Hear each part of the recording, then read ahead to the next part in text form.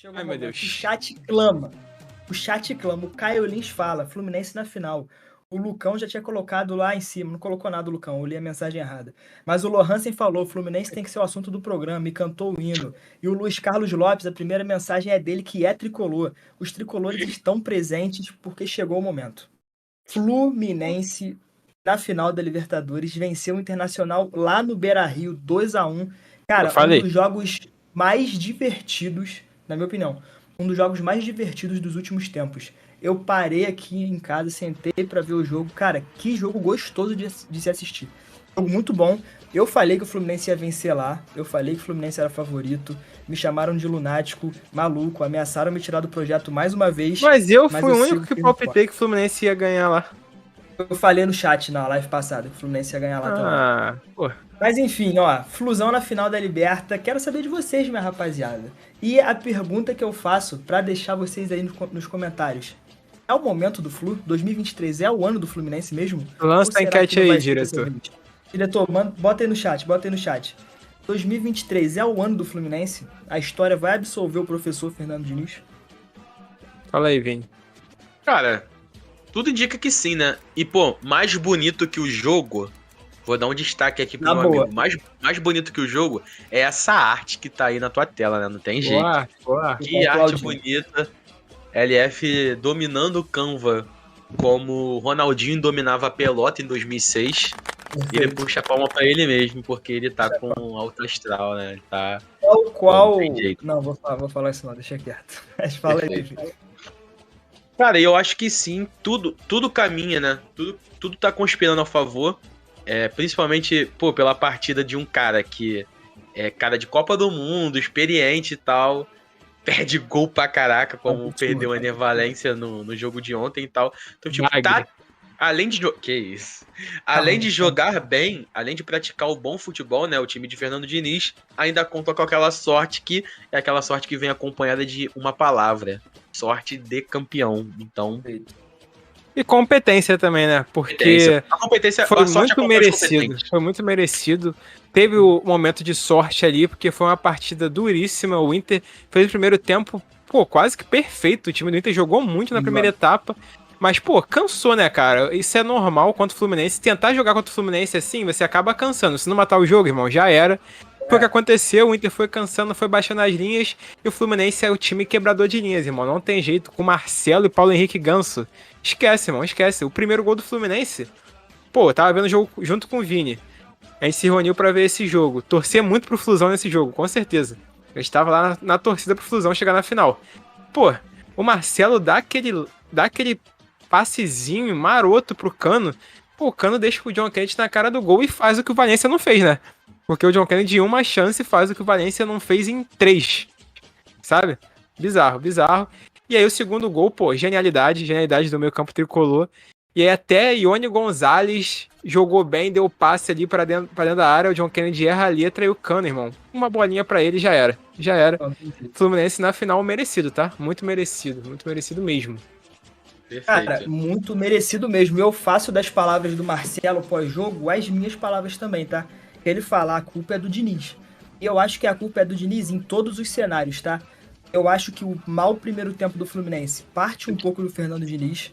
A gente viu aquela escalação que ele entrou, aquele 4-2-3-1 tradicional com o Alexander no meio, John Kennedy no banco. Os Ele torcedores foi falam, conservador, né? No primeiro o tempo. time do futebol 2.0, né? Um time que encantou o mundo no primeiro semestre aí. Mas eu achei que o Fluminense não conseguiu se encontrar muito. O Fluminense estava distante. O Fluminense estava distante nesse primeiro tempo. Achei a partida do Ganso um pouco abaixo também, tá? O Ganso, que não é um cara tão físico, para esse jogo eu acho que ele acabou ficando um pouco exposto no primeiro tempo. E vi muitas reclamações em relação a isso. Pô, o Ganso tá andando em campo. Por que o Ganso tá em campo? Tanto... eu conversando com alguns amigos aqui, quando acabou o primeiro tempo, eu falei assim, cara, eu tiraria o Ganso, colocaria o Diogo Barbosa e jogava o Marcelo pro meio. Acho que essa é a boa substituição. O Cara, Fernando Diniz mas não eu ouviu, acho... claramente. O Ganso não tava muito bem fisicamente, cara. Ele tava mancando alguns lances, dava pra ver que ele tava mancando. Eu acho que isso Tanto que afetou ele muito o desempenho dele. Sim, tanto que ele sai sentindo, né? Ele pede pra Sim. sair. Ele pede pra sair. Mas eu também acho que a culpa é do Fernando Diniz por conta do segundo tempo brilhante do Fluminense. Porque se a gente analisar o que aconteceu, é uma situação um pouco atípica, porque qual outro treinador você consegue imaginar que numa semifinal de Libertadores fora de casa, precisando do resultado, vai tirar um zagueiro e colocar um atacante, cara? É assim, é uma mudança um pouco drástica aos 45, né? Logo no intervalo. E essa é uma palavra que define também. Eu acho que o Fluminense venceu porque fez o time ser amado e ser admirado por todo mundo, que é coragem. O Fluminense, acima de tudo, é um time corajoso, é um time que não tem medo de perder. Tem uma frase que eu gosto muito, que o Kendrick Lamar falou sobre o Kanye West. Olha o paralelo que eu quero traçar aqui. Mas ele falou assim, cara, pessoas como o Kanye são difíceis de vencer porque elas não têm medo de falhar, elas não têm medo de perder. Então, se a derrota vier, beleza, tudo bem. Eu acho que o Fernando Diniz e o Fluminense têm um pouco disso. Eles não são tão fáceis de ser derrotados porque eles não temem a derrota. Caso a derrota venha, tudo bem, ela veio, mas a gente perdeu tentando vencer e tentando fazer o nosso melhor. Então, cara, partidaça, partidaça, partidaça. O segundo gol do Fluminense é uma brincadeira, né? Absurdo. A saída de 3 com o Martinelli entre os zagueiros. O Nino recebe, dá aquele passe pro André, um passe por dentro muito, muito, muito bom.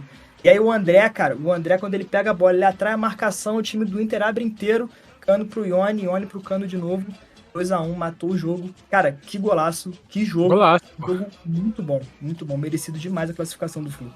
Cara, e gira muito em torno da dupla que foi, na nossa opinião, o destaque da partida, né? Que o nosso diretor vai colocar aí na tela agora, que é a dupla JK, o Urso, e também Germancano, pai de família, né? Não tem jeito. Porque, cara, essa dupla tá dando muito certo desde quando o Diniz adotou esse esquema, né? Do 4-1-3-2, ou então 4-2-4, né? Entenda como quiser. Mas, tipo, essa dupla de atacantes vem dando muito certo. E você fala, Arthur, dessa coragem do Diniz, e é realmente muito verdade. Depois eu até passo a bola para o LF para falar sobre isso. Porque, cara, o que acontece? O Fábio não abre mão de sair tocando a bola, entendeu? Não abre, tomando dá agonia, tá ligado? Mas o Fluminense não abre mão de jogar dessa maneira, sabe? O Fluminense tá perdendo por um gol de diferença, 1-0. E, dá pra buscar ali, né, sendo conservador, porque, na minha opinião, o Fluminense tem mais qualidade com a bola nos pés do que o Inter. Mas não, filho, ele não quer saber de nada. Tira o Felipe Melo, bota o André pra zaga, coloca o Martinelli, dá mais volume no meio de campo, dá mais volume, que o Fluminense marque mais acima e tal, marque no primeiro terço da defesa do Inter e tal. Então, tipo, são coisas que, realmente, tem que ter muita coragem, muito culhão e saber o que está fazendo, confiar nos seus jogadores pra você tomar uma atitude dessa, sabe? E algo que me chamou muito a atenção foi na efetividade do Fluminense. Talvez seja algo que tenha passado batido para algumas pessoas, mas eu reparei isso hoje, porque, cara, o Fluminense foi um clube muito efetivo nos 2 jogos. Se a gente for pegar as 2 partidas aqui, o Fluminense fez 4 gols, enquanto o Inter fez 3. O Fluminense teve 5 chances, enquanto o Inter teve 9. E o Fluminense converteu 4, enquanto o Inter converteu 3. Então, tipo, foi 80% de conversão de grandes chances do Fluminense contra 33% do Inter. Então você vê aí algo que vinha sendo um pouco criticado o Fernando Diniz e também os jogadores, por exemplo, na partida contra o Vasco. Muita gente disse, até mesmo a LF falou isso, que o Fluminense jogou muito melhor. Só que no final de tudo o Vasco teve maior probabilidade de conversão de chances, né? Cara, exatamente, mas, a gente tá num momento que a gente sente aqui, principalmente quem é do Rio de Janeiro vai entender, quando a gente, é difícil falar isso, mas eu vou falar, tá? Tá no meu coração, eu tenho que falar. A gente sabe quando um time tá pra ser campeão de alguma coisa grande aqui, fica diferente a cidade, a torcida fica diferente. Tudo deu certo no Fluminense, sabe? Tudo vai dando certo. E passa muito pelo aquele gol do Cano lá no Maracanã, cara. Aquilo lá, pra mim, ali foi decretada a classificação do Fluminense, sabe? Porque o time com 1 a menos no Maracanã, não conseguindo encaixar o jogo, faz aquele gol salvador com o Germancano, leva o jogo pro Beira-Rio. E eu falei aqui no Sport Arena, o Fluminense vai decidir no Beira-Rio. E quando também parecia estar tudo acabado, o Inter tranquilo no jogo, o Fluminense começa a pressionar e acha o gol de empate. E aí tem até o que virou meme no canal do Baldaço, que ele fala assim, não, o Fluminense quer ir pros pênaltis. Eles querem empate, mas a gente não quer pra um gol do Fluminense. Se não é pra ser campeão, irmão, eu acho que esse ano vai pro Flusão, hein? Cara, e vou te falar, tem um número interessante aqui, porque eram situações muito diferentes. A gente tinha um Fluminense que era muito questionado fora de casa e o Internacional que era muito forte dentro de casa. Olha só que interessante, o Fluminense estava a 15 jogos sem vencer fora de casa e o Internacional estava invicto em casa na Libertadores. Invicto em Pô, casa na bizarro. Libertadores. E aí, 15 jogos sem vencer não, tá? Perdão. Mas estava um grande número de jogos, eu li um tweet aqui em cima, nada a ver. Mas estava vários jogos em casa sem vencer e tava com toda essa questão, tipo, cara, e aí, velho? E aí? A gente vai decidir lá. O time do Fluminense não tá tão bem fora de casa. Pô, a final é no Maracanã, então se passar, pô, é um fator favorável a gente. Mas caramba, não vai dar, não vai dar. Mas, de novo, o LF falou muito bem, quando as coisas estão alinhadas, cara, tudo vai dar certo. Quem esperava que o Fluminense ia ganhar do Olímpia fora de casa também, da forma que ganhou? Quem esperava que o Fluminense ia ser corajoso contra o Internacional da forma que foi? Pô, cara, é bizarro. Eu tô com você, tá? Eu sinto mesmo que esse ano é o ano do Flu. Eu acho que dessa vez não. Isso que eu ia Pode vir perguntar pra Palmeiras, pode vir vocês. Boca Juniors, É, LF que tá com o uniforme, que é ali de boca, Nós mas vamos com certeza eu fazer tô Flu. aqueles programas especiais da Libertadores quando estiver chegando mais perto da final. Mas eu já vou antecipar essa pergunta aqui agora, aproveitar o assunto. Uma possível final. O Fluminense é favorito contra Palmeiras e Boca, jogando em casa, com o melhor futebol apresentado. O Palmeiras é um time muito cascudo, Boca é um time copeiro, 6 Libertadores. Mas, pô, o Fluminense joga um futebol melhor que Palmeiras e Boca Juniors no momento. Mas ainda assim, o Fluminense é favorito ou o final pra vocês é 50-50? Mesmo sendo em casa pro Flusão? Cara, eu acho que o Fluminense chega como favorito independente do adversário. Mesmo que seja um jogo único e tal, mesmo sendo um jogo único e tal, eu acho que o Fluminense chega como favorito. Obviamente que tem os seus fatores, né? Se for uma final contra o Boca, quer dizer, vou falar primeiro do Palmeiras. Se for uma final contra o Palmeiras, eu acho que vai ser uma final mais equilibrada e tal. 55-45.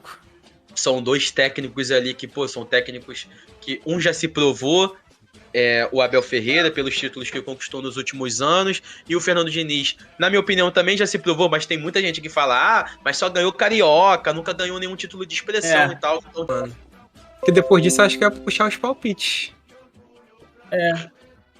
Voltou? Voltou. Cara, voltou. Olha lá. só. Só pra finalizar o que o Vini falou aqui, eu tô 100% com ele, tá? Contra o Palmeiras, eu acho que tende a ser um jogo mais difícil, porque o Palmeiras é um time muito experiente, já venceu a Libertadores no Maracanã também. É um time que tá aí brigando pra ser tetracampeão, enfim, nunca pode ser subestimado. Mas eu ainda acho que o Fluminense chega como favorito, ainda acho. Principalmente por jogo ser no Maracanã, isso muda tudo pra mim. Eu acho que contra o Palmeiras é um bom 60-40. Acho que é um bom 60-40. Pô, eu fecho em 55-45, mano.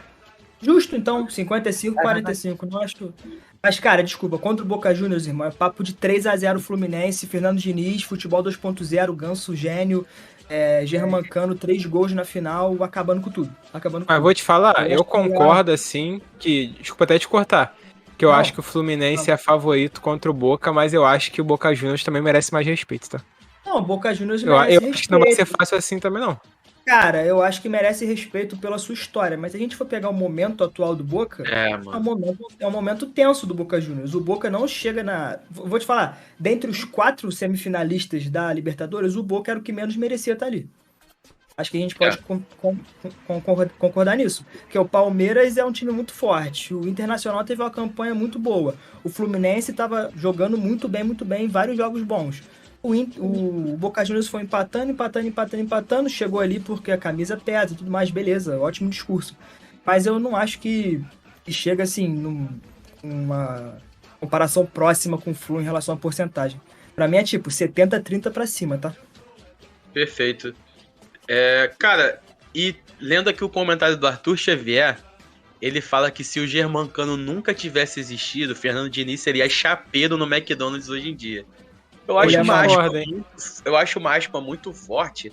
E eu não concordo, obviamente, né? Porque o Fernando Diniz tem todo o mérito no seu trabalho e tal. E eu acho que essa dupla linkou muito bem, né? Fernando Diniz com o Germancano.